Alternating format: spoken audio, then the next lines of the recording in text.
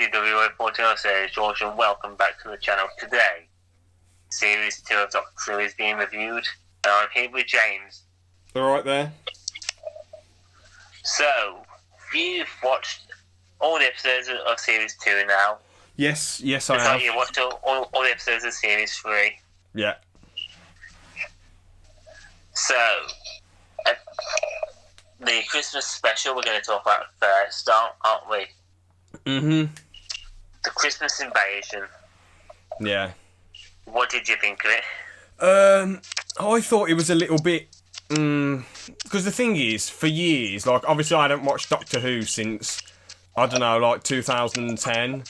So, like, and I wasn't really paying attention to it because one of my cousins loved watching it at my nan and granddad, so I wasn't paying that much attention. I remember bits and pieces. But, I mean, the robot stuff was a little bit cool when I was a kid, but now that I'm watching it 10 years later, you know. Well, at the time, nearly 10 years later, because I was watching it in, like, 2019. Actually, no, I think I watched The Christmas Invasion way before then. I think when it came out, I watched it, 2006. So, yeah, that was cool at the time, but, you know, I don't know. It just, the robots just seemed a bit gimpy and weird. They blew what was it? They blew some, like, bomb out of their trumpet or shot people out of the trumpet. Or isn't that in the other one? They do the same here, but okay. It's not a flame throw in the trumpet they had. Okay. I thought the Christmas tree killing people was really bizarre. For the whole episode, I was just thinking, I want Tennant to come in. I want Tennant, come on, everyone says he's amazing. He seemed amazing when I was younger, come on, I want him. Because at the start, all he did was go, hello, Rose, well, hello. And then he just fell over and went to sleep. He went like, Mickey the Idiot, oh. And it's like, come on, I know you're the same Doctor, but that's Christopher Eccleston's line. You can't pull off saying Mickey the Idiot that well. It just isn't in your nature to be like Mickey the Idiot, you know. I know that's a bit nitpicky. I thought the Sycorax were a bit boring and generic, but it was cool when David Tennant came, and I thought the sword fight stuff was a bit weird, but it was okay. I liked how he grew his hand back. I like how in season 3 they found his hand. That was quite cool. But anyway, back to season 2, sorry to get sidetracked. I liked how he whispered 6 words. What are you having for lunch tonight? What are you having for lunch? Or whatever. What are you having for? What did you have yesterday? I don't know. Whatever they said. Because that was 7 words, I think. What are you having for lunch tonight? Yeah, I think you're right. Or just what are you having for lunch? That's 6. And then she had a mental breakdown. She was like, "What did he say? What did he say? What did he say?" Because she shot down the ship with Torchwood. But really, as much as they were leaving, can you blame her? I thought she was in the right, but oops, there you go. Accidentally poked my mic there. What did you think of one of those? Asked the Doctor to help her, and he just sits up.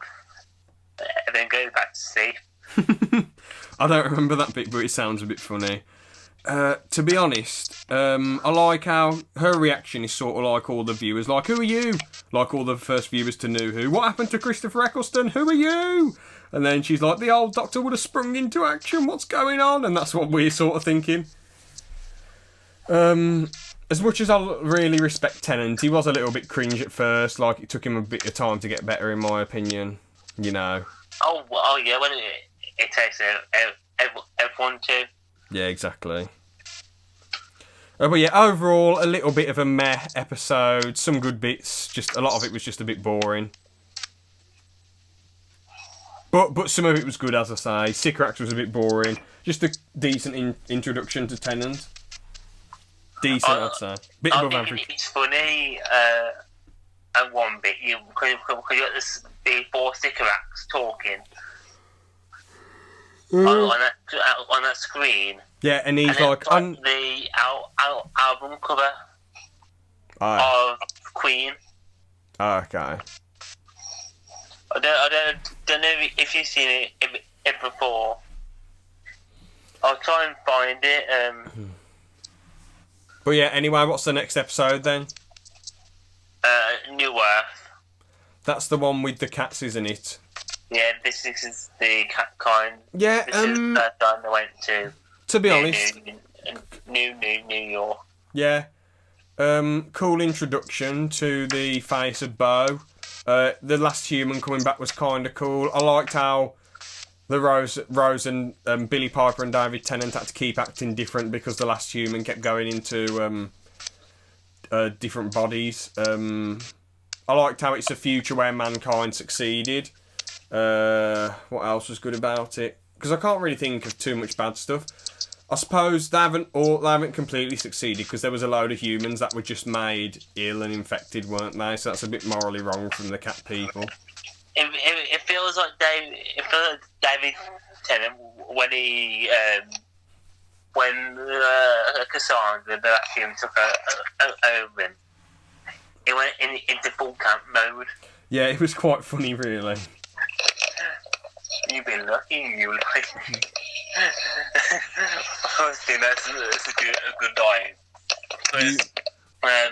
He played Casanova before this, and you could definitely see hints of Casanova in his first performances.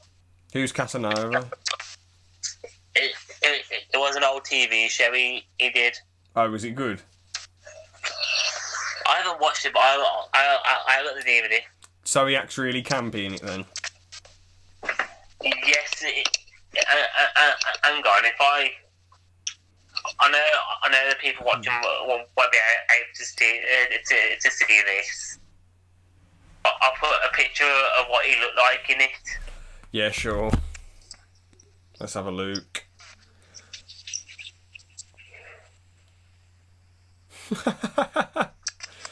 So, it's quite flamboyant how he looks. He's doing a bit of a dodgy smile at the camera. Red, hoodie coat, leather black trousers, and it looks like there's flowers on his, button shirt. Looks a bit weird. Yeah. I think it's meant to be a bit Victorian times. Yeah, sorry, I didn't mean to say it looks a bit weird. It looks a bit eccentric. That's a nicer, better word to use. Yeah. But yeah, overall, that was actually quite a good episode, to be fair. Quite funny, keeps you on the edge of your seat, it's sort of like a zombie type episode. I like the face of Bo, as I say. Quite cool with him being in it. What do you think of the face of Bo? Yeah, he's alright. He's alright, he's a bit, meh, but he's alright. He's just How about the cat kind? The cat, yeah, they're quite cool, they're alright. Do you want to move on to the next episode? Because Yeah. I don't really know what to say about this one. Yeah, what's the next one then? Tooth and Claw. Yeah, absolutely boring and lifeless. Such a boring episode. Just about this weird... Yeah, just about this bloody alien who turns into a werewolf, this alien human who... Oh, I was just so bored by it, all the people are just so oblivious to how the Doctor and Rose look totally different, and they let him in, and then all it was like a really crap version of Dalek, this werewolf just mowing everyone down, then they bloody do a spell on it, and he gets taken back up to space, or dies, or whatever, I don't know. I think it's quite good because they don't use the normal is it like a silver knife or something like that normally kills the werewolf. Silver bullet. Silver bullet, that's it. They don't use that. They use mistletoe as a sweetness. Oh, okay. And I like that little change to it. How it's not just the normal silver bullet. Fair enough. I just found it a bit boring. There was no character to the werewolf. It was just really aggro. That's all it was. Yeah. Pretty boring. Not a horrible episode. Sort of, probably a bit below average. I'd say it's worse than Daleks in Manhattan, to be honest, because I was just bored. I was just bored with it, George. To be honest with you, mate. Yeah. Just me personally. I'll get what you mean with it. Yeah. What's the next one? My favourite episode of this series. School reunion. Oh no! Oh God! It was okay, but come on, it was just a bit gimpy and weird, to be honest, with the teachers killing everyone and then turning into like bats. And I know Sarah Jane and Canine might mean a lot to Sarah all. Jane and Canine made this episode for me because this was the first time Canine just a classic Canine just sounds like a stressed out boss. He's like, affirmative, affirmative, you know. It's just really weird. Sarah Jane, I like the stuff where she's like, you haven't talked to Rose about me, have you? And then the doctor's like, no. I mean, oh yes, I go on about you all the time. And he's not really that bothered about her. And Rose is like, how come you're not talking about it? How come you haven't told me about her? But yeah, the K9 was just weird. It was kind of cool how he sacrificed himself, though. Sarah Jane was okay. It's nice that the Doctor rebuilt him. Well, I think you might have to use that when you watch the Sarah Jane Adventures. I haven't promised that I'll watch that. If I love Torchwood, then I probably will watch it. Yeah, but I know it's meant to be for children, but it still is good Doctor Who when it comes to it. Yeah. Does Kanon ever make a comeback then? Well, Kanon is stuck in a black hole for most of it, but it does come back. Oh, okay.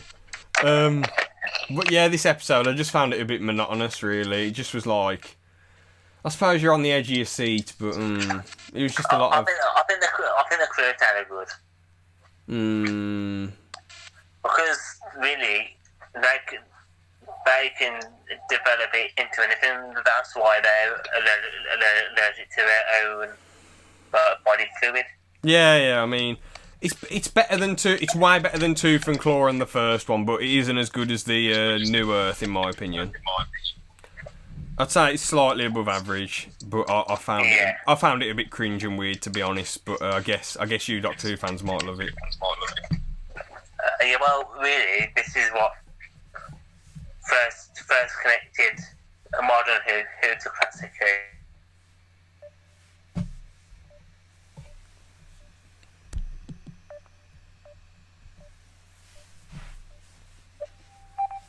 Oh, there we go.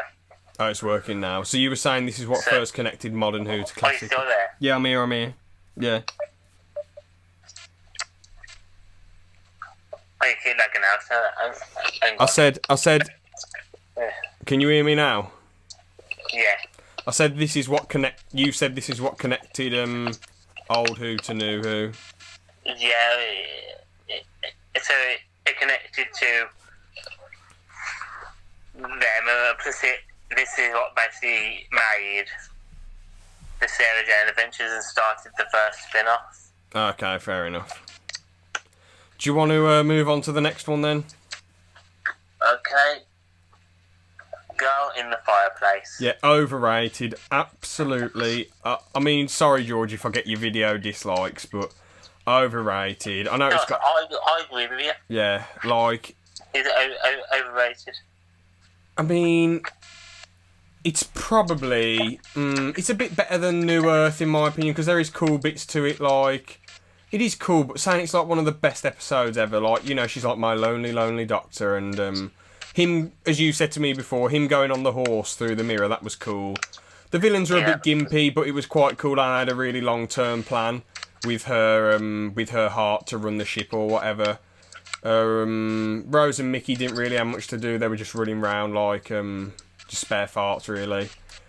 And it was mostly just about an emotional tale with the doctor and this woman.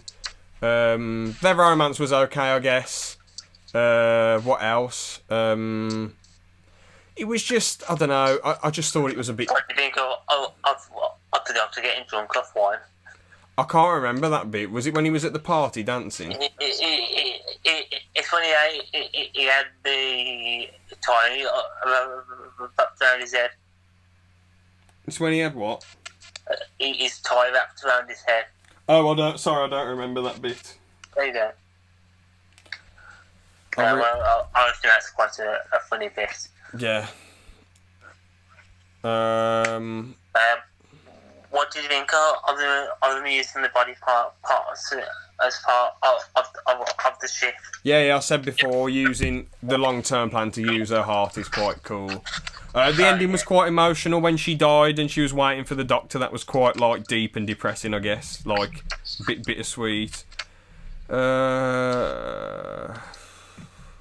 Just a bit overrated, but probably the best episode of the series out of all these. Only a little bit better than New Earth, in my opinion. I personally like New Earth better, but this one is better, I guess, from like what it achieves and what it does.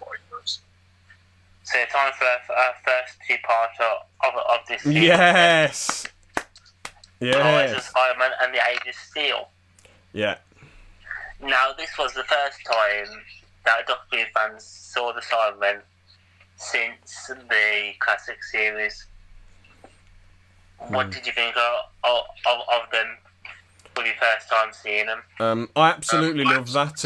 Roger Lloyd Pat was Lumic. I thought he played it quite well. He wasn't the best villain ever, but he was enjoyable.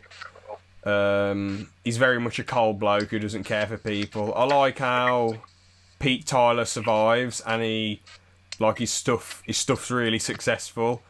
It's a shame that they didn't have kids. It shows like if things had worked out this way for Pete Tyler, they would have never had Rose. They would have never had a kid because he was too busy. They just didn't want a kid, I guess. They just wanted to make loads of money. I find it funny when Jackie calls her Rose and it's the dog. Yeah. And the doctor's trying so hard not to laugh at it. Yeah, that was quite funny. That is a funny bit, isn't it? I like how the Cybermen are made. It's quite depressing and gritty. The other characters are good, like the other Mickey. I love the stuff with Mickey and his nan. That was beautiful. That was some of the. Yeah. That was such an amazing emotional beat. I absolutely love that, to be honest. What did you think of Mickey seeing himself die? Yeah, that was pretty. I mean, it's kind of like. It's sort of saying the way you said it. Obviously, without context, it sounds a bit funny, but it was actually kind of sad, really. The way the Cybermen kill people, it makes sense in this episode, and it's quite cool because they've just been invented. How they just touch people and they get electrocuted to death. Yeah. Obviously, in future episodes, they have lasers, don't they? So. Yeah, some of them, yeah. So yeah, overall, personally, like, it ain't as good as Girl in the Fireplace, but it's very, very. I enjoy that more. I really enjoy the Rise of Cyberman more. You're just on the edge a lot. I like the Underground Rebellion stuff against what's his face against Lumic. I like how it's quite a shame that Jackie Tyler gets killed. Yeah, well, it's kind of gruesome how they find out about it, I think. Bro, it was so depressing. She's like, "You're Pete Tyler," or something. Yeah. Then she's like, "I'm," like it's in that robotic voice, "I'm Jackie Tyler," and all that. And it doesn't sound sad when we're describing it, but because they went in to rescue her, obviously, and they was just way too late. I think a very depressing bit is when they take the emotional inhibitor out of that Cyberman. Oh, bro. And it's that woman a day before her wedding. Oh my god, yeah. That was. Because the thing is, Mickey and his nan is more of a tearjerker, but those scenes just make you feel like depressed. You're like, oh god. Because they feel so cold, and the doctor's like, I'm sorry that they did this, that you've had this done to you. Doesn't he use the sonic screwdriver to kill her quickly? Yeah. But the other ones just have a breakdown and blow up, don't they? Yeah, well, he turns on all of the emotional inhibitions at the end that make them realise what they are. Yeah, so they all blow up.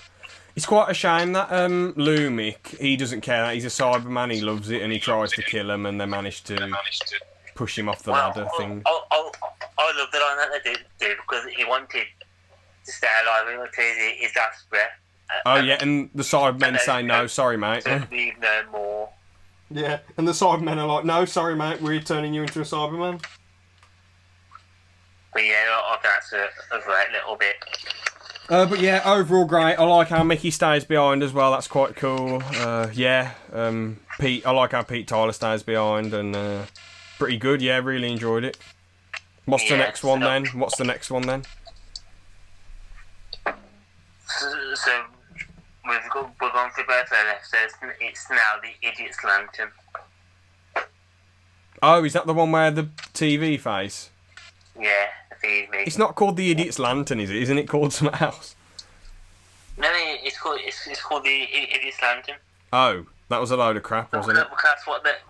That's what people used to call TVs Oh. back in those days. Yeah, well, it was that episode was a load of crap, to be honest. The acting was okay in it from the new characters they added, I guess, but it was just really weird. The hungry, it was just stupid. I mean, that bloke should have just ran out of his store, shouldn't he? He shouldn't have done what the TV said. Yeah. He should have pretended to agree, then run off. And as well, the Doctor on a moped. That was kind of cool, yeah. I think that was quite funny, but a lot of people don't like this episode. Yeah, I thought it was just a boring bag of arse, to be honest. It just doesn't make any sense. What the TV's really weird. I like how it shows how much the Doctor cares for Rose. He's like, well, that telly messed with Rose, so I'm going to kick that telly's arse. Something weird. Like, he doesn't say anything like that, but it's along those lines. Like, he's like, they brought Rose into this, so. Just really shit, to be honest. Really boring, really weird. The environment's quite cool how they set it all up. Have you noticed how Rose is a bit more bossy in this series and more like an annoying teenager? Yeah, she's like, oh, I love him. And then she's like, oh, the Doctor's gonna get you. You know. I sort of get what you mean. She was a lot cooler in series 1, wasn't she? Yeah, she was. She was a lot better. In this, she's okay, but she's a bit of a lame ass, really. What did you think of the family in this story? Yeah, as I said, they act okay in it, I guess. Nothing special. Yeah. I think it's really good at how it was the coronation, where everyone would have been watching the telly. I mean, it's a smart plan, isn't it? But, you know, it was just a bit naff. So, next one, because we don't really want to talk about that one anymore, The Impossible Planet and the Satan's Pit. Yeah, might be the best episodes of the series, really. I love how the Ood are good at first, then they're just terrifying evil villains because the devil took over them, or that alien that is like the devil. He's basically Satan. It's weird. Does God ever come into Doctor Who then? No. No, I don't think he has. I don't think they've done that. Yeah. I like how, because even the Doctor can't make heads or tails of this, can he? He's like, what? Yeah. He's like, what the bloody hell is this? How does this person know everything about everyone? It's quite creepy, really, isn't it? Yeah. It knows everything. It's 10 steps ahead of everyone. It takes over that bloke, and there's loads of tattoos on him, and he's totally. Like, he's possessed. Yeah. What did when that girl dies, and you just see her floating. Yeah, that was quite creepy, wasn't it? Yeah. Well, I think that's a very good scene. Mhm. I like how, you know, the Doctor's lost the TARDIS, hasn't he? Yeah. He loses the TARDIS, and you think, bloody hell, they're going to be stuck here. Based on Under Siege episode, isn't it? Yeah, and you think, how's he going to get out of this one? Then him and that woman go down. Well, the Doctor goes down to the pit, doesn't he? And then, I mean, I think the devil being a massive alien's a little bit, like, odd. And all he did have to do was break the chalice. Like, not the chalice, that pot. Or whatever it was. Yeah, but it was a hard choice for him, wasn't it? Because it could have killed Rose at the same time. How could have it killed Rose? I can't really remember because it's been quite a while since I watched it, but I think if he was going to break it, it could have like destroyed that ship that they were all on. Oh, okay, but I suppose would have that Satan alien taken over the universe then if the Doctor hadn't have done that? I I can't remember that much about it. Or was he? Or I reckon maybe it's a long time since I have. Yeah, maybe his objective was just to destroy everything. Yeah, basically.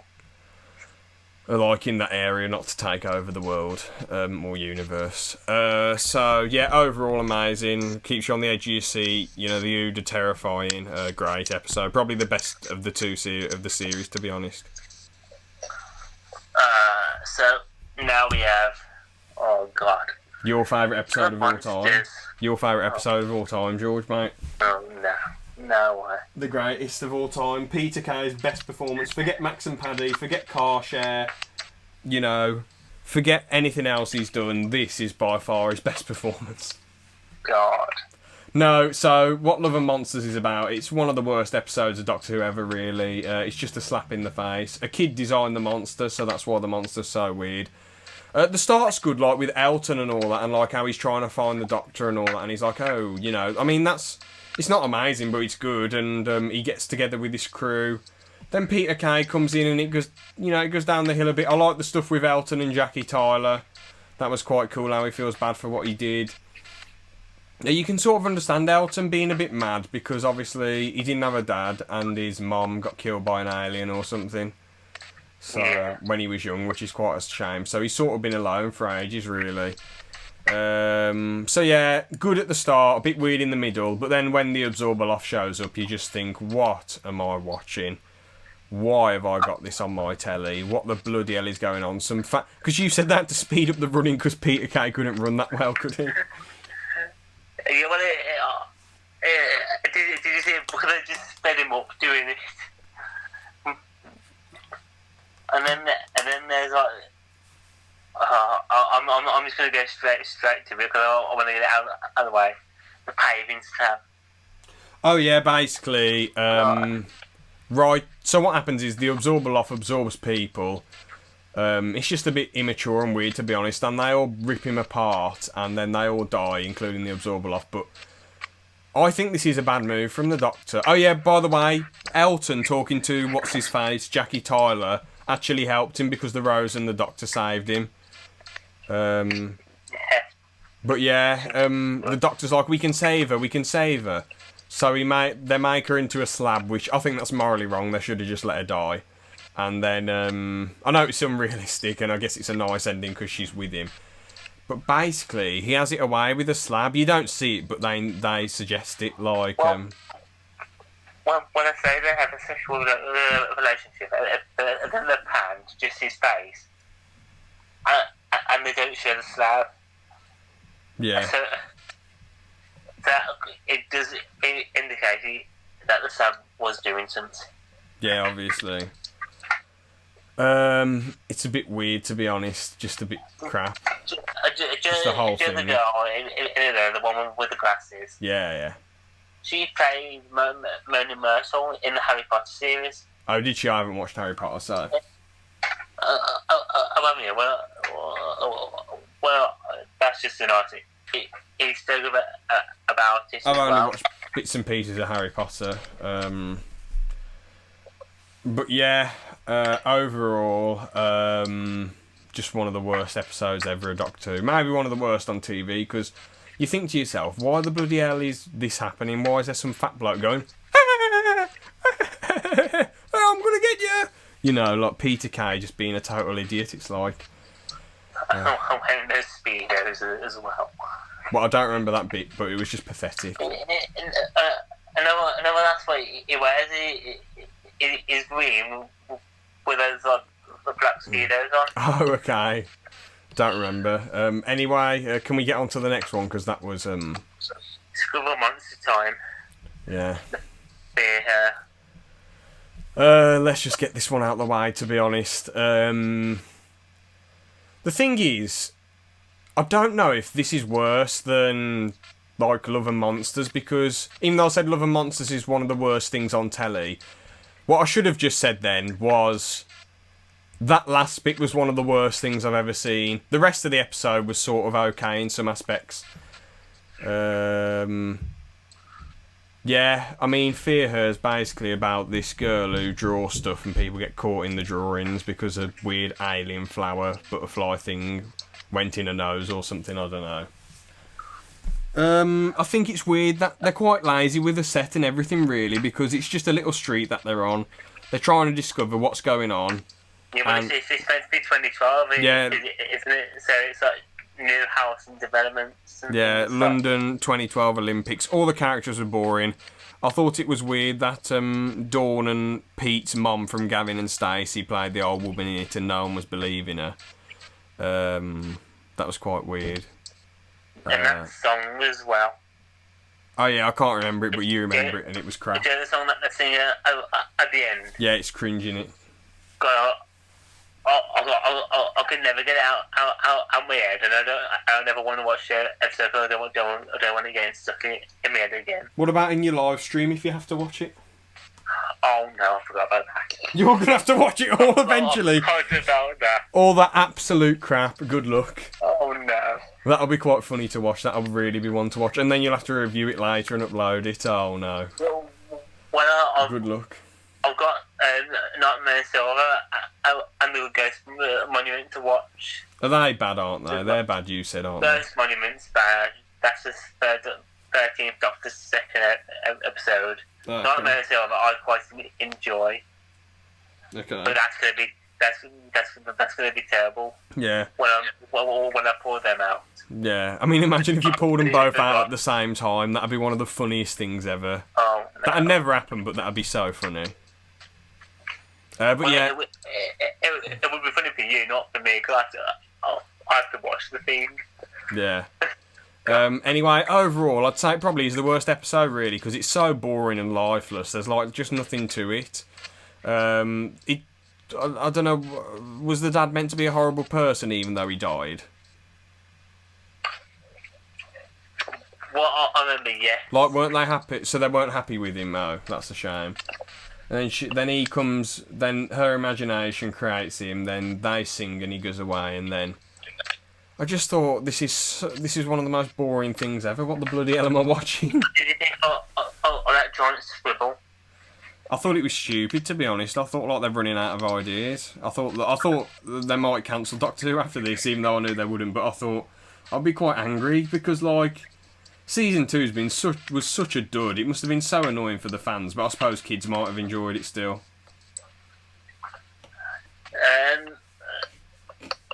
Well, it's funny with this one because originally Stephen Fry was meant to write an episode of Doctor Who, and it was meant to be where this episode is meant to be. Oh, okay. So, because of Stephen Fry not doing it, we've got Fear Her. Yep. Sad days. Anyway, can we get on? Can we get on to some good episodes again? Yeah, yes, we can for the series 2 finale. Yep. This one was quite a great finale, to be honest. I know, I'm guessing you were happy to see Rose go. When I watched it when I was a kid, I was a bit gutted. I was like, oh man, she's leaving. I was gutted too, yeah. Oh really? I thought you weren't a fan of her. No, I do like Rose. She's one of my favourites. Okay. When she leaves, it is heartbreaking. Because you sort of feel bad for the Doctor, because the Doctor's never cried when he's lost a companion before. Has he? No, I'm just trying to think. I don't think so. We have got 56 years of Doctor Who, so there could be one time. Yeah, he might have cried. But in New Who, that was the first time he cried, yeah. Does he ever even cry after that? In other generations, and as the 10th Doctor, he does cry again, yeah. Oh, okay.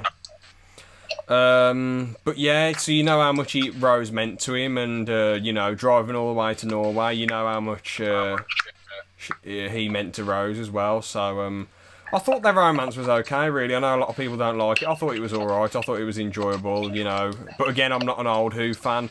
A lot of people say, like, oh, the Doctor's mostly bothered about, like, knowledge and travelling. He's not bothered about romances or whatever. But, like, I think it's just a good way to make the character more interesting and add more to him. Yeah. to be honest. And,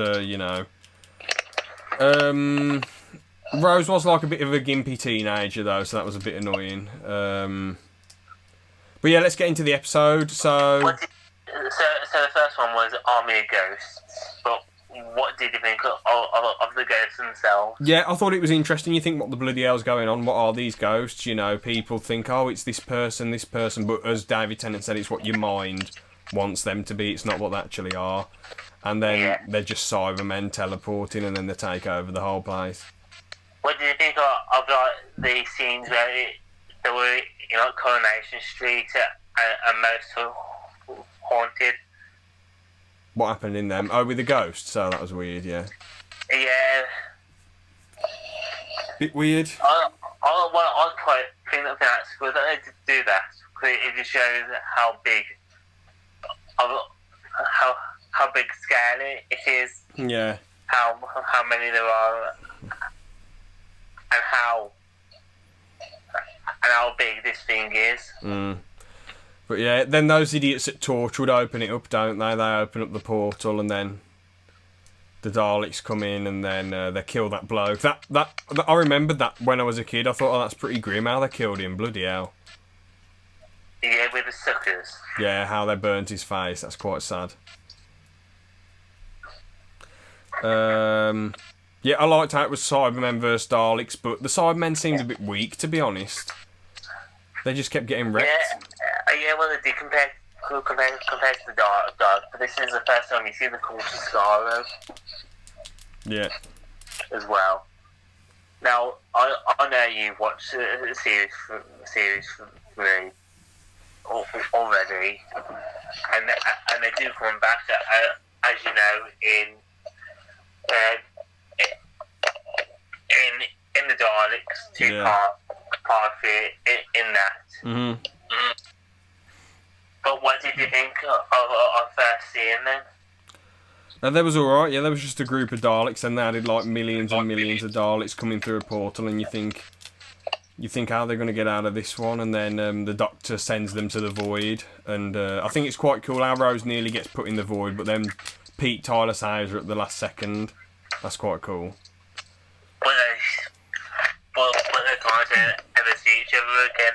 True, yeah, but they, what's it called, you know, Jackie Tyler goes to the other universe, they can hang around with Mickey and have a laugh with him again.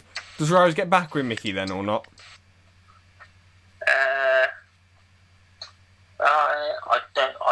I don't know, I can't remember. Oh, okay. I think they did. Alright then. But yeah, life's quite good from there, really. Obviously, Rose loses the old universe, but she's got a new universe. And to be honest, as I say, with Rose's arc, I said in season 1, it's about... And I said Eccleston, like, was part of that arc a bit as well, like his arc, you know, as a doctor. It's like about, in my opinion, about getting out and trying to do more rather than just being stuck inside and doing the same repetitive stuff, you know, getting out and trying to explore shit and find stuff out, you know, and just find knowledge and be... you know, better. And Rose, instead of working in a shop, you know, which I've got no problem with people working in a shop if that's what you want to do, or if that's your only option, then fair enough. But Rose was able to get more by taking risks and going with the Doctor, and she's, you know, as David Tennant said, Rose Tyler, defender of Earth, brilliant, you know. She's got a better life and she's doing more, isn't she? So yeah. Well, originally there's meant to be a Doctor spin-off called Rose Tyler, Defender of Earth. But he failed, didn't he? Well, it just never took off now. Yeah. They never filmed. But yeah, those two are great episodes. Overall, with season 2, quite weak, to be honest. I'll probably give it like a decent 3.5 out of 5. Mainly because there's so much crap in there, and Rose is a bit like a gimpy teenager. Even though she's really good, she could have been... She wasn't as good as she was in series 1. The romance is okay, but it's not like amazing or anything. It's good, you know, it's watchable, I guess. Some of the really crap episodes are some of the worst I'd seen in Doctor Who. Just a massive step down from series 1, to be honest. So yeah, overall a decent 3.5, you know. So 3.5 out of 5 for you then. Yeah, what do you give it, being a Who fan? 3 out of 5. 3, so, bloody hell, you're being even more brutal than I am. Yours this time. Bloody hell, because didn't I give season 1 like a really high 4? You gave it a high 4. I gave it a 4.5 out of 5. Yeah. So, but from a Doctor Who perspective, I'd actually still give it a 3.5 because the episodes, even the Who fans think it's crap. And then with season 1, I said from a Who fan's perspective, probably like a 5. And from a personal perspective, still the same because that's just best and personal. I just felt the same, really. Yeah. But overall, really weak and weird. It's okay. There's some good episodes in there, but yeah, that's my opinion. Yeah, so next will be Series 3, which you've just watched. And you are going to start Series 4 this week, aren't you? Yeah, I'm going to try and get onto it soon, as you know, yeah. And as a lot of Doctor Who fans know, you're really going to enjoy it. I hope so, yeah. I mean, you say it's the best series, and a lot of other people say it's the best series, and they love the dynamic between the Doctor and Donna because it's more like classic Doctor and companion, so, yeah. One last thing I want to say about Season 2, David Tennant's a little bit cringe in it, and it takes time for him to get into the role. But yeah, that's all I've got to say then. Yeah, that's it for me. Yeah. So I hope you guys have enjoyed this. We have enjoyed it, and we will see you next week, I think. End of next week for the review of Series 3. Really hope you guys have enjoyed, and we'll see you later.